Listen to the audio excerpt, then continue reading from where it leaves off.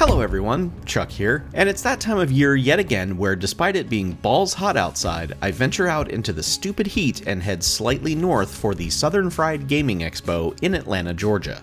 However, this year I'm doing something extra, even more extra than last year's trip. This time it's a nearly 2-week trek through several states in the southeastern US, hitting up as many arcades, game shops, thrift stores, and other places that might have some cool stuff. What kind of cool stuff? Well, I've talked many times about putting together my complete collection of Xbox 360 retail releases, and as of right now I have less than 90 to go.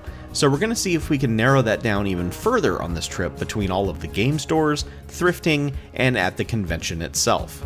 Also, it will be interesting to see what the prices are like on 360 games in various places. Does everyone know that they've stupidly shot up in value yet? Unfortunately, the majority of the games I have left on the list are all ones that are skyrocketing, so I might have to wait until prices come back down to earth to finish this up.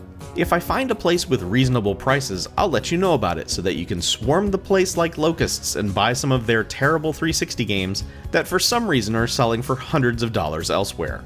Don't get me started on how much I hate this current market. Other stuff I'll be looking for includes martial arts movies, weird stuff on VHS that I can archive on my VHS Archives YouTube channel, vintage board games, and any neat electronic gaming things I can maybe make videos about here. Of course, I'm still hunting for Philips CDI stuff, and since the North American headquarters of Philips is located in the state of Tennessee, I'll be interested to see what some of their thrift shops have in store. Perhaps old employees moved away or what have you, and their demo CDI units have ended up at antique malls or Goodwills.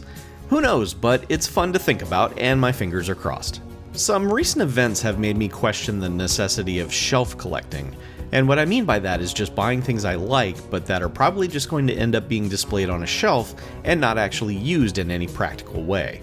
I have a lot of that kind of thing, and I really need to start paring it down, so I probably don't need to be adding to it. If I see something really amazing, I'm gonna grab it, but just your average, everyday, neat knickknacks will probably have to stay behind for someone else to get.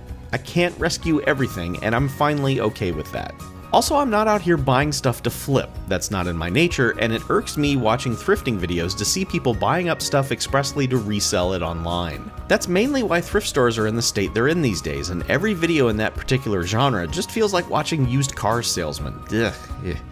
I much prefer watching people discover things they love and want to hang on to. Now, if I saw something for $2 that I know sells for $200, sure, yeah, I'll pick that up to fund the rest of the trip. But if there's a box of Sega Genesis games selling for $20 that I think I can get 30 for online, nah, that's not cool. Let someone else thrifting for fun find that stuff. Speaking of fun, I pulled out my old Nintendo 3DS to bring along to see if we can get any street passes on this trip. Back in the heyday of the 3DS, that was probably my most played thing, collecting street passes and doing all the little puzzle games and other assorted things that are baked into that OS. Now, it's been 8 years since I powered this thing up, and it still has a charge. That's insane. I was able to poke around in the system for a good 20 to 30 minutes too before the battery died.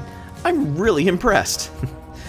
Anyway, how many street passes do you think I can end up with by the end of the trip? I'd say none for like 99% of it, but I am going to a retro gaming convention. Still, I'm going to be conservative and say there'll be 2 overall by the end of this trip. For purely stupid reasons, I've decided I'm going to listen to nothing but novelty rap on this journey.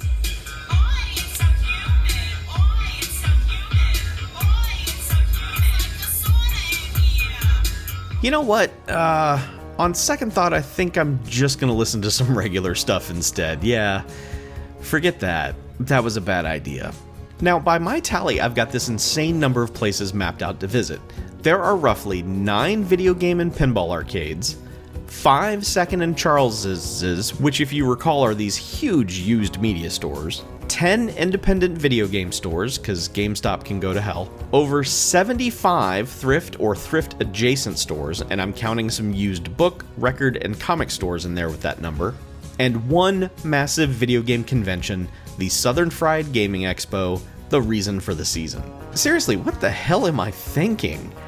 Well, I've got my work cut out for me, that's for sure, to get through all the places I've mapped out, but it is humanly possible according to my calculations, as long as nothing goes wrong, so we will see. There's going to be videos for all this stuff, but I think this year I'll break everything up into sections, the arcades of day one, the thrifting of day one, etc. Otherwise, I'll be making hours-long videos for each day, and I don't think anybody wants that. Besides, who knows if I'm even going to see enough things that are interesting enough to film. Pickings out there are slim, folks. Really, really slim. So come back to this playlist shortly, as there will be videos for day one and beyond. Hopefully this all ends up being a really great time, and I'm glad you're coming along. Now, let's hit the road.